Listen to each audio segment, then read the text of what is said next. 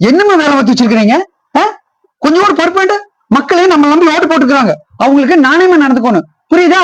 Sir sir ஒரு நிமிஷம், video record ஆகல சார். வீடியோ விழுகவே இல்லையா? என்னப்பா உன்னையெல்லாம் வேலைக்கு வச்சுக்கிட்டு. கரெக்டா ஆன் பண்ணு. கரெக்டா ஆன் பண்ணிட்டியா? வீடியோ ரன் ஆகுதா? செக் பண்ணிக்க. அப்புறம் அது ஆகல இது ஆகலையும் கூடாது. ஒவ்வொரு முறையும் எல்லாம் எடுத்துக்கிட்டு இருக்க முடியாது, புரியுதா? இந்தாம்மா மறுபடியும் எனக்கு கையில் கொடு.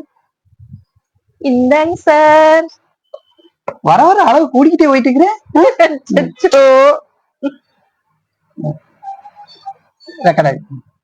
என்னமா பாக்குறீங்க வேலை? இப்படிதான் பாப்பீங்களா?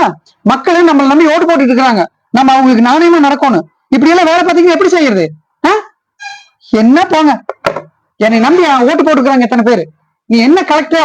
அன்னைக்கு கலெக்டர் ரெக்கார்ட் ஆயிடுச்சாப்பா? இப்ப நீ என்ன பண்ற, இத பேஸ்புக், யூடியூப், இன்ஸ்டாகிராம் எல்லாத்துலயும் போட்டுவிட்டு ஷேர் பண்ணி விட்டுரு, ஓகேவா? நம்ம ஆளுக்கு சொல்லி ஷேர் பண்ணி விட்டு சொல்லு. இந்தம்மா பர்ஃபார்மன்ஸ் நல்லா பண்ணேன். சரி போ. Thank you sir. ஓகே ஓகே, போ போ. ஏமா நேத்து ஒரு வீடியோ என்னை திட்டி போட்டீங்கல்ல, அது செம்ம ரீச் சார். பாலிமர் சேனல்ல எல்லாம் போட்டிருந்தாங்க சார். பாலிமர் சேனலுக்கு 10,000 கொடுத்து போட சொன்னதுன்னு இந்த பிள்ளைக்கு தெரியல போல.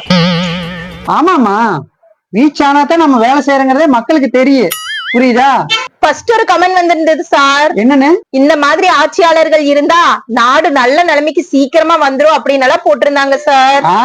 முதல்ல ஒரு 20 கமெண்ட் பெருமுயற்சி வந்திருக்குமே. ஆமா சார்.